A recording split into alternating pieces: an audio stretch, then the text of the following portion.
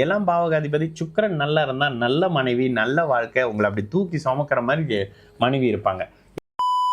Hi அண்ணா மதுரை, எனக்கு திருமணம் எப்போ நடக்கும்? ராகு தசை சந்திரபுக்தியில் உறுதியாக திருமணம் நடக்குமா? நடந்தால் நல்ல மனதுக்கு பிடித்த குணமான அழகான பெண் அமைவாரா?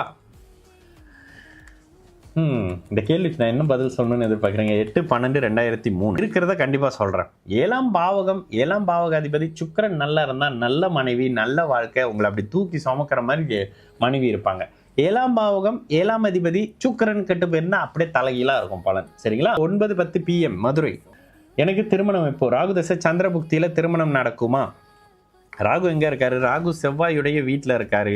ராகு குருவினுடைய பார்வையில் இருக்காரு. சரி, ராகு தான். ஆமாம், 2 டிகிரியில் இருக்கக்கூடிய ராகுவில் தான் நல்ல தன்மைகள் இருக்கணும். லக்னாதிபதி உச்சனாக இருக்கிறதெல்லாம் பௌர்ணமி யோகத்திற்கெல்லாம் என்ன ஜாதகங்க, நல்ல ஜாதகம். லக்னத்தில் ஒரு சுபர் இருந்தால் நிலைமையே வேற. ஆனால் இது போதும், இதுவே போதும் ஒருத்தர் நல்லா இருக்கிறதுக்கு. ராகுதசை சந்திரன் புக்தியில் கண்டிப்பாக திருமண அமைப்பு இருக்கும். 7ஆம் அதிபதி 12ஆம் இடத்துல மறைஞ்சிருக்கிறாரு. இந்த அமைப்புகள் தாமதம். 12ஆம் இடத்துல மறைஞ்சிருந்தாலும் அட்டகாசமாக சுக்கிரனுடைய பார்வையில் இருக்காரு. இல்லைங்க, இந்த இடத்துல சுக்கிரன் இங்கே டல்லு. சுக்கிரன் ஆமாம், ராகுதசையில் சுக்கிரன் வந்து டல். ஏன் டல்லுன்னா 6ஆம் இடத்துல இருக்காரு. லக்னத்துக்கு ஆகாத இவருடைய பார்வையில் இருக்காரு. 6, 8ஆம் அதிபதிகளுடைய பார்வையில் இருக்காரு. இது சுபத்துவம்னா முதல்ல பாபத்துவம், பிறகு சுபத்துவன்ற அமைப்புகளில் பிற்பகுதியில் இப்போ இல்லைங்க. ஆனால் கல்யாண அமைப்புகள் நல்லா இருக்கும். சுக்கிரன் முதலில் கெட்டு, சொன்னல சுக்கிரன் முதல்ல disturb ஆகிறாருன்னு.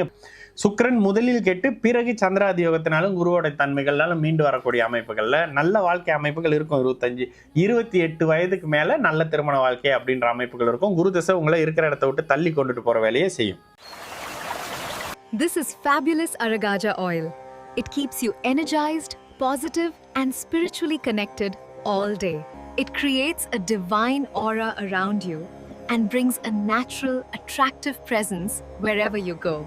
Anyone around you will feel calm, comfortable, and drawn to your positive energy. Use fabulous Aragaja oil in diffusers, during rituals, or apply it for a sacred and divine experience.